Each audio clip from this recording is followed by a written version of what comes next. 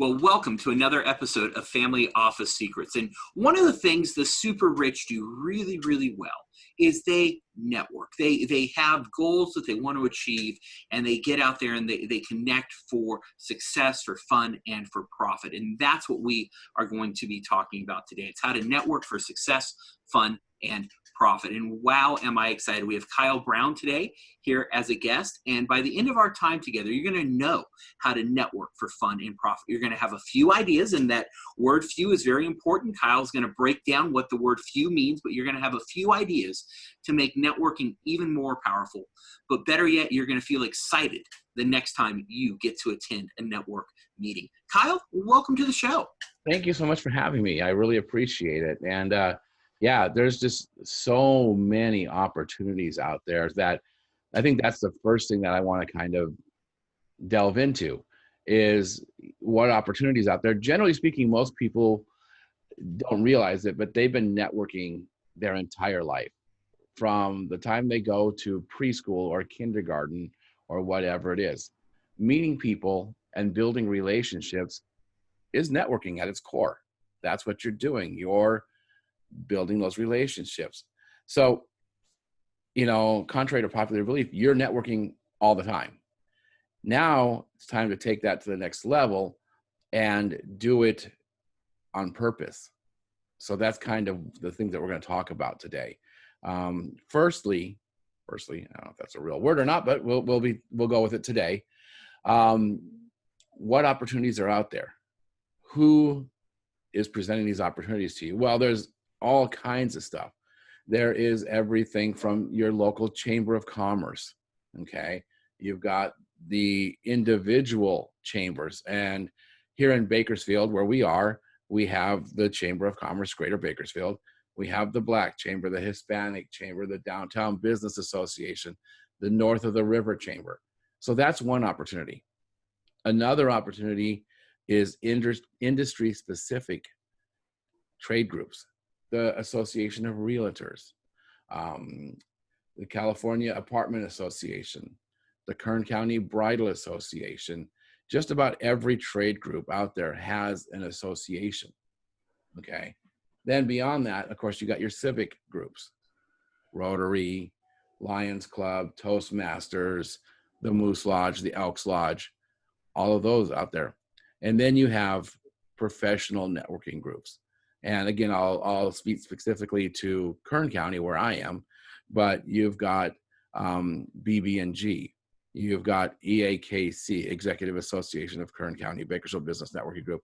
But nationally and actually internationally, you also have BNI, Business Networking International. So there's a lot of different opportunities out there in groups that present these. In fact, here, I'll show you real quick. Here's like kind of just a big snapshot of some of those groups.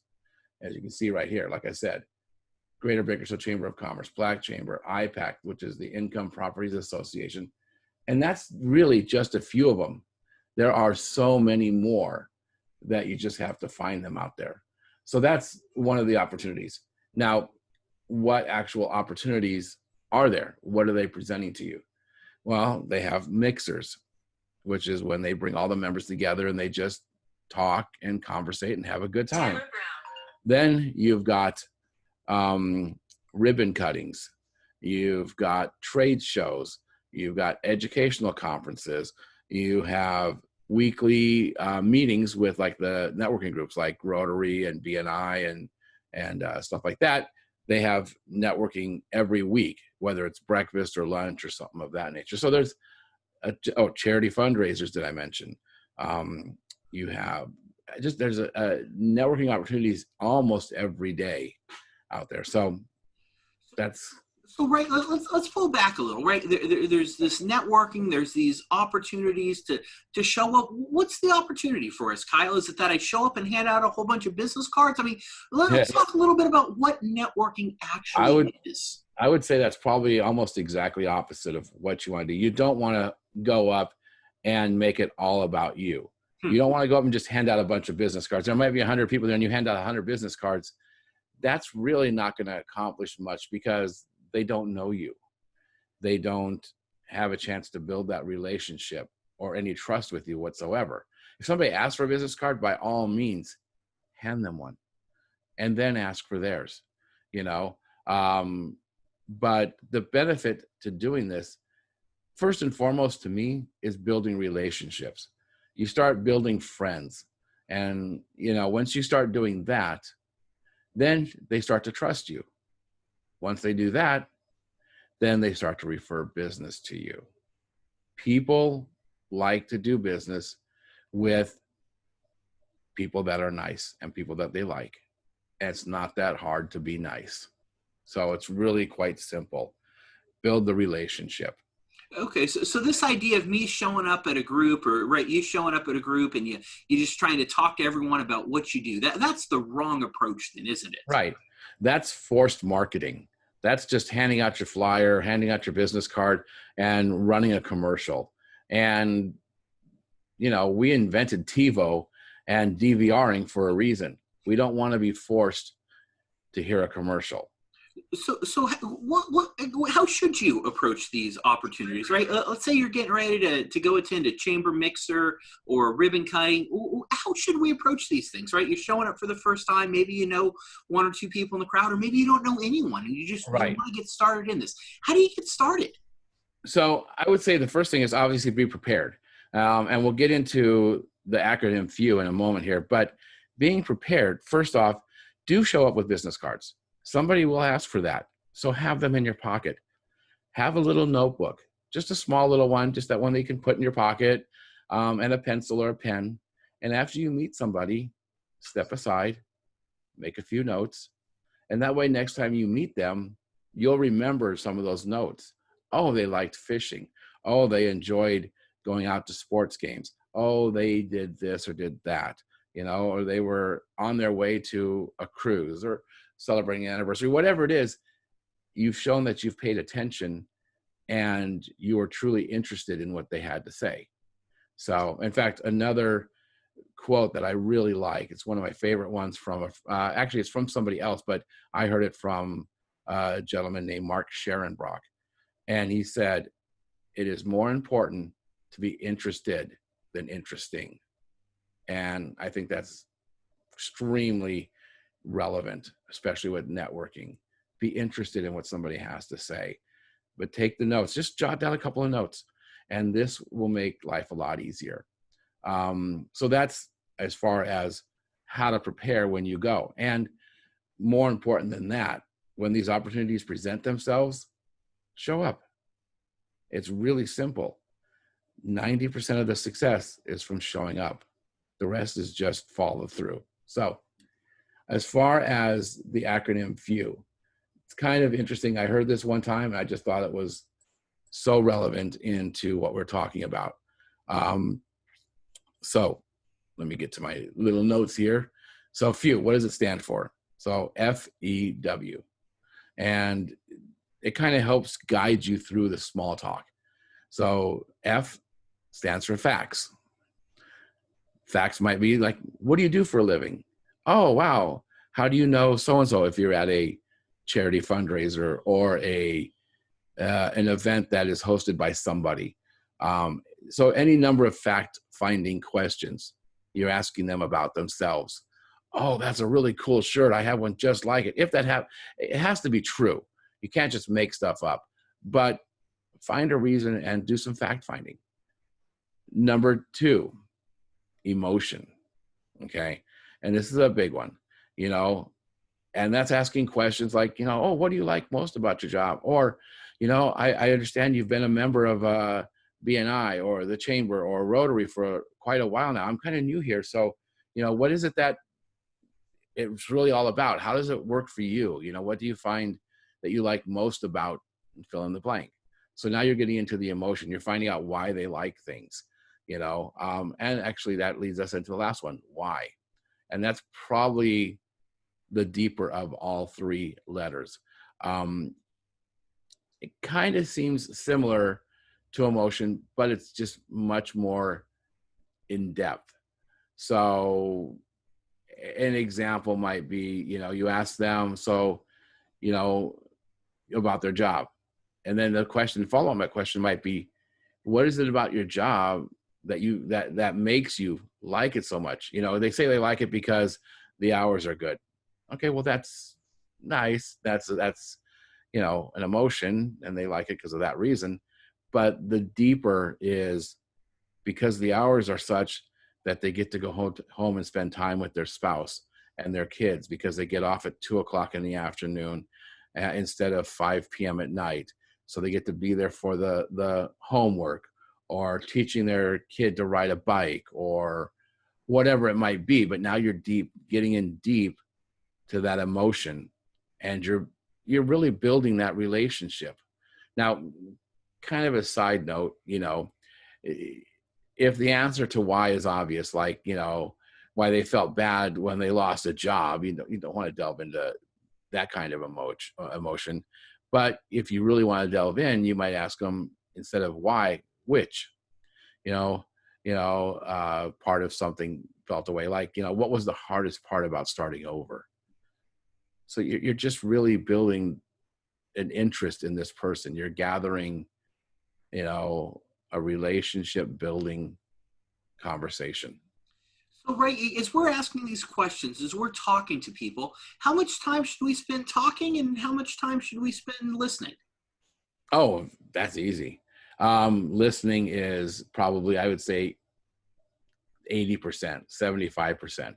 And a lot of people listening tend to reverse those, and they do 80% of the talking, don't they? Oh, absolutely.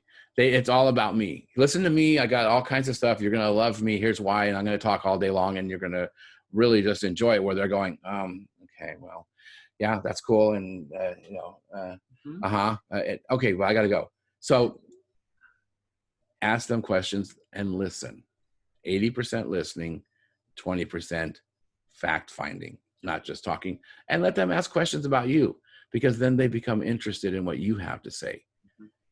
People like to share for the most part. Yeah. Let them. Yeah. So now, how did you get started in doing this? Do you have any formal training? What have been some resources, and how have you learned how to do this better and better?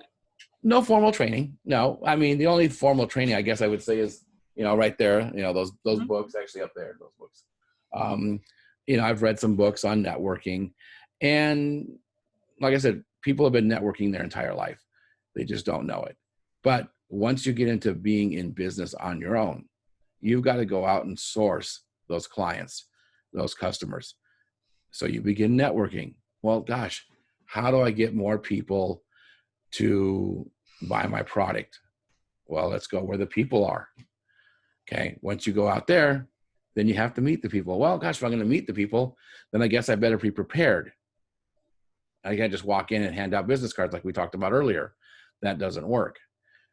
People don't want to just be sold. They want to build relationships. So I just started reading books, watching a lot of online YouTube videos on networking. And then I joined networking groups. And that's been one of the biggest things. We both belong to a networking group called BNI. And part of I won't say training exactly, because it's not trained in us, but it's just routine. And by going through the routine, we do get trained, I guess, is the easiest way. But we build relationships with the people in our group. We see them every week. We break bread with them. We have breakfast or lunch or whatever it might be. And we joke around. We have some fun. And then we start the meeting. And then we remind each other about what we do and how we can serve them and serve others. And then, we learn a little bit more about each other in a presentation. And then at the end, we show thanks in a way. We go through, and each of the members will say what they've accomplished that week in business with somebody in the group, if they've done any. Or they may have a testimonial. Hey, I worked with this person and they were great. Not only did they show up on time, they did a great job, but it cost me less than I expected. Or I referred them to somebody and they were on it like that. They followed up. They took care of this customer. They made me look good. So that's all the kind of training that I've had. And just doing this. I'm a social person, and that does help. But you can be a wallflower and still follow the protocol and just go through the process, go through the few acronym, facts, emotion, why, and you'll build those relationships. It takes time though. It's not So, overnight. well, that's exactly what I was going to ask you. Is this an overnight quick process, or is this something that takes a little bit of work and effort? No, it's definitely not overnight. Sometimes it can take, months to years. Not everybody is going to be looking for what you do. Okay. So yes, you may walk into a room and it just so happens that that person needs your service and is just kismet, and you're just in the same room at the same time and it worked out well. You know, I'm a DJ, you're getting married and looking for a DJ. Oh my gosh, this just worked out perfect. Yeah, so it does happen. But realistically, you're going to walk into a room and there'll be 40, 50, 70, 90, 100 people in that room, and you'll meet 10% of them. And you'll get their card or get their information, and you'll build a relationship. And then you go back next time and you see them again. Oh, how have you been? And you build a little more relationship. You ask them a question maybe related to a last conversation. That's why you take notes. And you build more relationship. By the third or fourth time, they're remembering who you are and what you do. And then in their daily life, and they come across somebody who needs a DJ, go back to that. They go, oh yeah, no, my friend. Not my acquaintance, not the guy I met at a networking event, but because of 3 or 4 or 5 times of meeting this person, now you're their friend and they're referring you business. So that's kind of how that works. Okay. Well, and I think that's something important you touched on is, right, you may show up at some of these events and no one may need your services directly, but you can certainly make friends within this group and find out what the other members are looking for and become an advocate for them and Yep. helping them win. And that's one of the principles I always try to bring is Yep. what does the other person want? What are they looking for? And how can I help them get that? Because Exactly. the more we focus on the other person and helping them win, the more we win. Yeah. Right? You create this environment where everyone wins. But, Kyle, you and I are social people. We like being out. We like having conversations. That's not scary for us. Some of you listening, you may be thinking, oh my gosh, I got to go talk to people. I would prefer to go hide. I don't want to see anyone. This is scary. So what do you say to those people who say, man, this is so hard. I don't like doing this, Kyle. How do you make this work for them?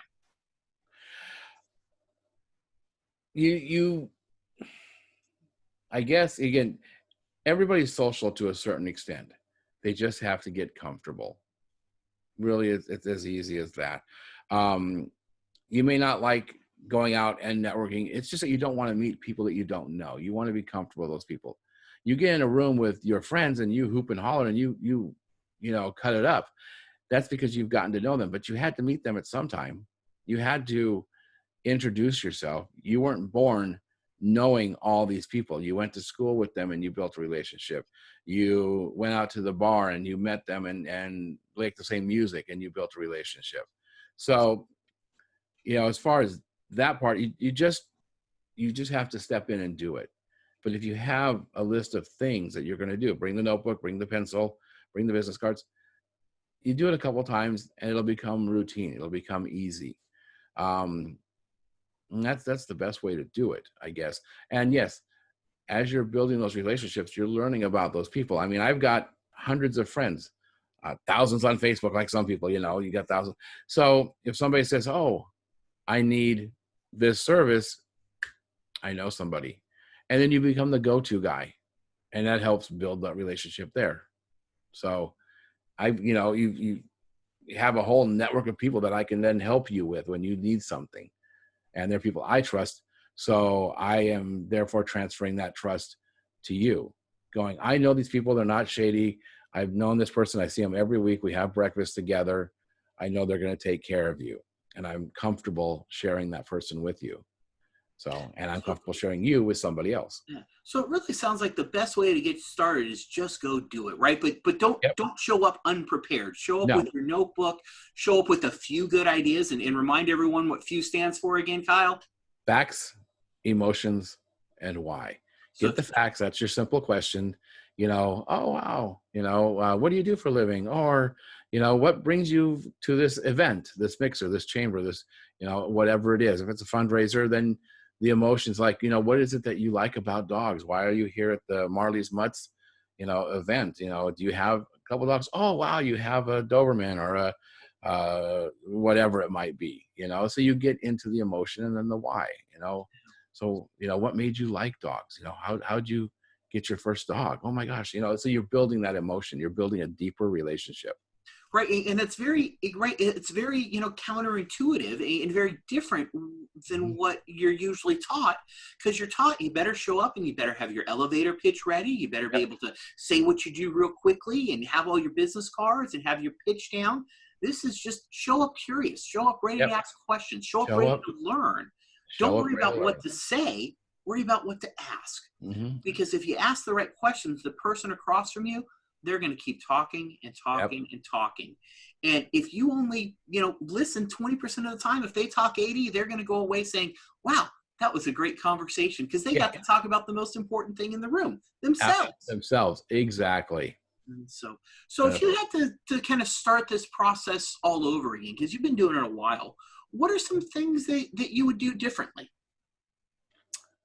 Um, Honestly, probably be more prepared and more organized on the outside after the event. The follow-up is big. So you go out to the event, you're prepared, and you bring, and again, in the beginning, I just showed up. I just met people, and you learn over time to make notes and do things like that. But being more prepared after the fact too. You walk into an event and you meet 10 people, and 2 of them showed an interest in what you do, but you got 10 business cards from people that you met and you built a conversation with and built a little bit of a relationship with. Go home, spend 30 minutes, and write a quick little thank you email. Hey, it was really a pleasure to meet you. It was a lot of fun. I hope you have a great time on your cruise next week. Or, I hope your daughter's wedding goes off phenomenal. And if you're really building and you hit it off with this person and started to build a relationship, maybe do a little calendar note. And then after their daughter's wedding, send them another email. And I hope your daughter Susie's wedding was awesome. I hope you had a great time. Can't wait to talk to you again, and go from there. So you're showing an interest in their life. Follow up as well. So. Interesting. Well, right. And once again, that's things that are so missed, I think, because, that first and second and third contact, everyone's so busy following up and pitching their service instead of actually getting to build that relationship with the person, right? We're too busy pitching and not busy enough building relationships. Yeah. Unfortunately, we're always selling, and I'm as guilty of it as everybody else is. I have 1,000 clients that I've worked with in my printing business. I've done work for them. If I would spend my efforts when I'm not printing a job, just following up with those clients, that's 1,000 clients that will continue to do business with me, versus what somebody will do is the job's done, you send an invoice, you get paid, and you move on, and you go back and you continue to try and recruit new customers. So you spent 80% of your effort going out there finding a new customer, when all you had to do was reach out to your past customers saying, hey, I hope those invoices worked out well for you, or I hope that envelopes really did the job that you needed, because they're going to need more stuff, whatever it is, whatever the business is. If it's, and I'm just using different things that I'm aware of, but on the DJ side, you think, okay, the wedding's over, I'm done. No, they're going to have an anniversary. They have friends getting married. They're going to have a birthday party, whatever it might be. Maybe they're going to have a Halloween party, a 4th of July party. You build relationships with these people, and you build the opportunities to do more stuff with them, whatever it might be. And that can work in just about every category. So. Right. So those are some of the opportunities, right? You get to know the person, and not just a one-time transaction, but really building a relationship so you can serve that customer through their lifetime. So that's obviously one of the opportunities that we've seen in networking. But in the big picture, what are just some of the overall opportunities? Why does networking matter, and why does it matter right now? Just in light of the overall economy and what's going on with businesses. Okay. Today. So why it matters right now is because, again, for the most part, not everybody, because we're stuck at home, because we're quarantined, or because now with the latest issues going on, we have a curfew, whatever it might be, is we're now separated from other people. So getting on the phone, reaching out via email, reaching out via Zoom, whatever it is continuing that social networking part that we all crave a lot. We do crave other people. Now, I guess there is that, half of a 1% out there that would just love to be out in the woods, leave me alone, and I'm great. But for the most part, most of us are social people. So it's important to reach out. But I will tell you, it couldn't be much of a better time now in history than ever before. I mean, economy-wise, we have done, in the past 5 years, the economy has grown by over $5 trillion. Okay, that's huge. It's grown by $5 trillion in the last 5 years. That's more than the last 100 years before that combined. Okay. Our economy has skyrocketed. Now, again, I'm not talking the last 3 months. That's a unique situation in history. But prior to that, our economy has skyrocketed. And all that money is going through somebody's hands. And it's your job to make sure some of it runs through yours and through the people that you know, your family, your friends, the people you build relationships with. So. Excellent. So, right, once again, what have been some of the books or resources that have helped you learn how to do this even better? Boy, books wise, like I said, I've got a whole stack of them, and everything from Dale Carnegie. Let's see what we got here. Networking Like a Pro, Dale Carnegie, Dr. Wayne Dyer, Tim Ferriss, The 4-Hour Work Week. Even down to it as here's a fun one. You got to meet this guy, The Spark and the Grind. Really cool, by Eric Wall. Good book. He's a painter, did a lot of great things. Audiobooks. If you don't like to read, physically read, or you don't have time to read, Audible, audiobooks. Damon John has a phenomenal book out there, Rise and Grind. You see the similarity there. Great audio book. And just that's where you learn. You continue to educate yourself and feed yourself with the information to move forward. Okay. So I know one thing probably many people listening are thinking, especially for you here in Bakersfield, is right. There's so many of these organizations, and we've all got limited time, Kyle. How do you pick one to get started, right? Where do you go dip your toe in the water? Do you join all of them? Do you do some of them? How do you just get started? I think you start by making a list of all of them that you can find out about, and ask your friends and family about ones they know about. Then from there, whittle it down to when you're available. If you have a 9-to-5 job, then you're not going to be able to go to ribbon cuttings. So that's one thing. Of course, availability. Second is interest. Okay, if you're not a realtor, then going to the real estate association mixer may not work for you. Now, if you work with realtors, there's always a connection that can be made, but try and find things that are already interesting to you. Okay. Trying to think here. So, back on the wedding side of it, the bridal association. If you're in weddings, then you walk into a bridal association mixer, you automatically have a connection with the photographers and the DJs and the venues and the caterers and the coordinators and the florists and everybody else, because you do similar work. So that's where you start to whittle it down a little bit. But don't be afraid to go to things that you may not even find interesting at all, because you might find it interesting. You might end up showing at the petroleum, or that's another one, Phoebe, For Investors by Investors. Okay. That is a group that meets once a month and talks about investing in real estate. And you might be going, I don't really invest. But then you realize, oh yeah, I do property management. And you start to find those connections. So going to different things and putting your toes out there definitely is a good thing. But start with things that are of interest to you. If you're very civic minded, maybe go to Rotary or go to the Lions Club or Shriners or whatever it might be. go to fundraisers, go to charity events, find something that interests you and start there, because you're going to be much more comfortable than walking into something that you have no interest in, you know. Excellent. Well, good advice. So, Kyle, if people want to connect with you and find you and learn more about your wedding and your printing, where can they go find out about you? Well, several websites, but I actually host a podcast that deals with education, and that's weddingtalkradio.com. And there's videos there and show notes and all kinds of stuff.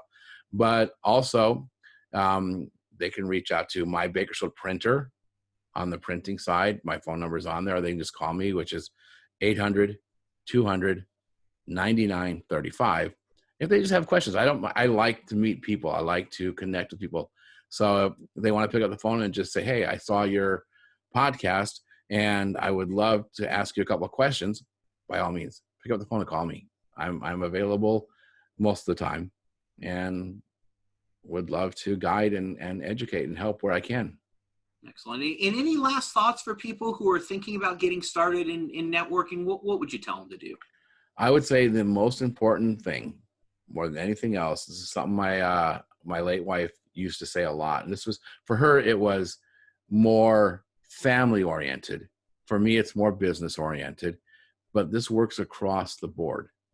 Number one, most important thing you can do beyond anything else, show up. You don't show up, nothing else happens. Excellent. Well, hey, such good advice. And I know I certainly have a much better sense now of how to go out there, how to connect for fun, for profit, for building relationships. I've got a few good ideas, some facts and some emotion. And, I forgot the last one. You're going to have to remind me, Kyle. Why?